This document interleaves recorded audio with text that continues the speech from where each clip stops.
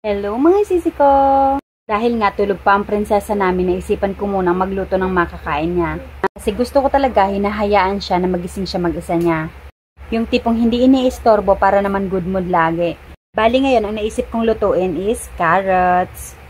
Kung hindi ako nagkakamali, ito yata yung pang-apat niyang gulay. Kasi nung una is yung patata, sunod squash, sayote, and now naman itong carrots. So, dati lang ulit sisi ko yung procedure niya is unang-una is papakuluan ko muna siya para maging malambot. And para naman luto yung kakainin ng baby ko. Bali, ang nilagay ko dyan na water is yun din yung iniinom niya or tinitimpla ko sa milk niya. So, wait lang natin yan maboiled sisi ko. Maisingit ko ulit yung binigay sa akin ni supplier na electric cooker with steamer. Kasi gamit na gamit talaga to namin.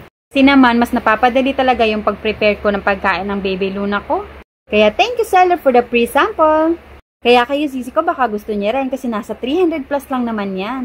Tapos may magagamit na kayong ganyan. Pwede nyong saingan, prituhan, ng kung ano-ano sisi ko. Or malutuan ng kahit na anong ulam. Kung bet nyo, PM nyo lang ako, send ko sa inyo ang link. Para naman maka-checkout din kayo. And eto na nga, sa tingin ko naman ay okay na to at malambot naman na nga. Bali, ang next natin yung gagawin sisi ko since malambot naman nga is ibe-blend na natin. Dating gawin na naman, ililipat ko lang siya doon sa blender cup. Yan, hindi na ako ulit gagamit ng tasa kasi ugasin na naman yan. So, ida-direct na natin.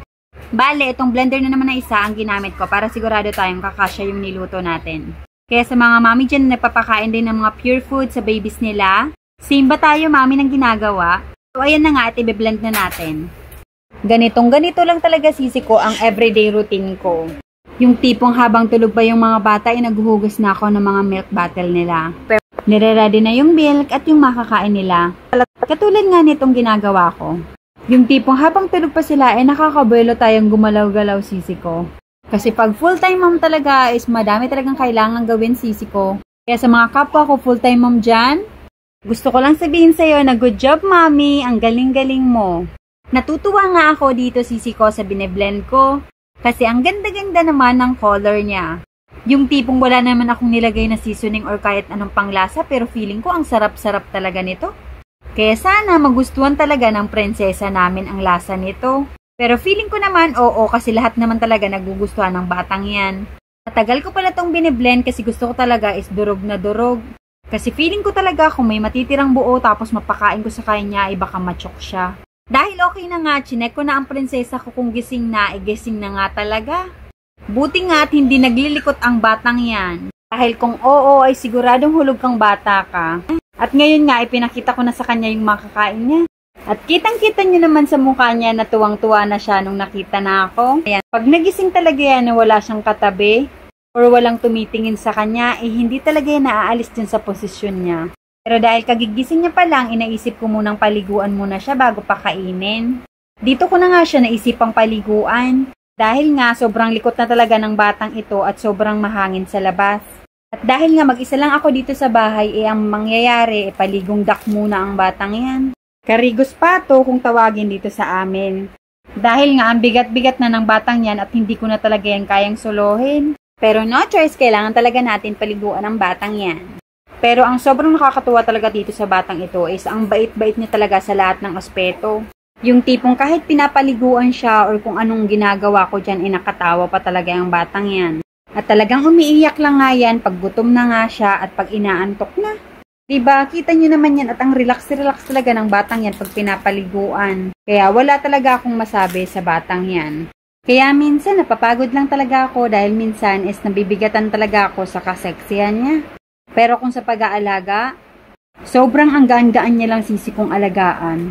Kasi nga, time to time, tawa lang talaga siya ng tawa. Yung tipong bata talagang laging nakasmile. Yung tipong nakatingin ka lang sa kanya, tapos ang response niya talaga is smile and tawa. Kundi ka ba naman manggigil sa batang yan? Bali, nahihirapan na ang damdamin ko ng mga time na to sisi ko. Kasi nga, nangangalay na talaga ang kamay ko dyan. Kasi nga, sobrang sexy. Pero dahil hindi naman siya malikot paliguan, go lang ng go, mami. Dahil karigos pato na yan, uy. At ayan nga, yung batang yan, tingnan niyo naman, no, binubuhos-buhusan ko na ang ulo niya. Pero wala lang siya. Yung tipong sarap na sarap talaga siya at parang nagsha-shower lang talaga yung batang yan. Chill lang talaga itong prinsesa namin na to. Ang bait-bait, sobrang bait. Sana nga hindi talaga to magbago hanggang sa paglaki niya. Napaka-behave lang, kaya napakagaan talagang alagaan tong batang to. Kita niyo naman yan, no? Nakailang buhos na ako niyan sa kanya, ha? Tapos dumadaloy talaga yung mga tubig sa mukha niya, sisi ko. Pero wala lang yan sa kanya talaga. Sabi nga nila kung iba-ibang bata daw yan or iyak na ng iyak. Pero oo talaga kasi si Kuya Kia, pinapaliguan namin yan dati is naiyak talaga. Pero konti lang naman naiyak. Tapos nagiging okay na siya pag nasasarapan na siya ng tubig. Pero ito kasi si Bibi Luna, simula talaga hanggang ngayon. Hindi pa talaga siya nagbabago. Pero sana hindi nga talaga siya magbago. Si gusto namin very good ka talaga. Forever na yan, Baby Luna, ha? At eto na nga, tapos nang maligo ang Baby Lunang yan. At syempre, time to bis na! Ganito talaga yung everyday routine namin ng batang prinsesa na yan. Yung pagkagising niya is maliligo, mag-aayos ng sarili, tapos kakain na siya. Then after kumain is matutulog na yung batang yan. Ganun na ganun lang yan, sisi ko. Diba, buhay mami, ganun na ganun talaga. So eto na nga at naglilinis na ng tainga ang batang yan. Eto talaga yung isang part na bet naming dalawa.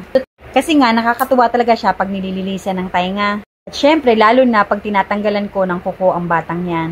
Kasi nga napaka-behave lang talaga. Gustong gusto niya din talaga yung ganto. Pero minsan talagang tinatanggal niya yung kamay niya kasi nga nakikiliti yung batang yan. Pero ngayon halatang halata na gustong gusto niya talaga. Kasi hindi siya kumontra. Behave lang yung batang yan talaga. Bali ako, araw-araw ko palang tinitrim yung kuko ni Baby Luna. Kasi nga, dati may araw talagang nasugat yung face niya. Ang dahilan is nasagi talaga ng kuko niyang yan. Kaya syempre, para maiwasan natin is araw-arawin natin tanggalin talaga yung kuko ng baby na yan. Hindi naman pala tanggalin, itrim lang naman. Parang nakakatakot naman yung tanggalin. Minsan nga is medyo talaga naboboard na ako dito sa bahay. Kasi nga, dito na lang talaga araw-araw umiikot yung mundo ko. Yung sanay na yung katawan ko, yung tipong kahit matutulog ako, alam na yung gagawin. I mean, yung kahit nakapikit ako, magagawa ko na yung ginagawa ko. Kaya minsan sumasagi talaga sa isip ko na parang gusto ko nang mag-work ulit. Pero yun nga, ang dami pa ding question na kadugtong nun.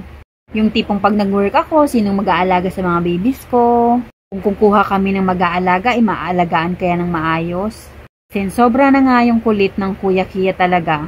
Kasi kahit ako nga medyo nahihirapan na talaga sa Kuya Kia yung kakahabol sa labas. Ano pa kaya yung makukuha naming mag-aalaga? Kaya tama talaga yung sinasabi ng matatanda na kapag nanay ka na, bawal kang magreklamo, bawal kang tatamad-tamad at mas lalong bawal kang sumuko. Yes, ganun talaga sisi ko pag parent ka na. Kaya ang dapat mo talagang gawin is masipagan pa at mas lalo pang lumaban sa buhay. Yung tipong i-enjoy mo lang ang araw-araw at mas lalo mo pang sipagan talaga ng bonggang-bongga. Yung tipong ganto, ituon mo lang ang lahat sa masasayang moment nyo ng mga babies mo. Kasi minsan may mga time talaga na sobrang maboboard ka sa bahay nyo. Kasi nga, gaya ng sinabi ko kanina, routine na lang talaga yung ginagawa natin everyday.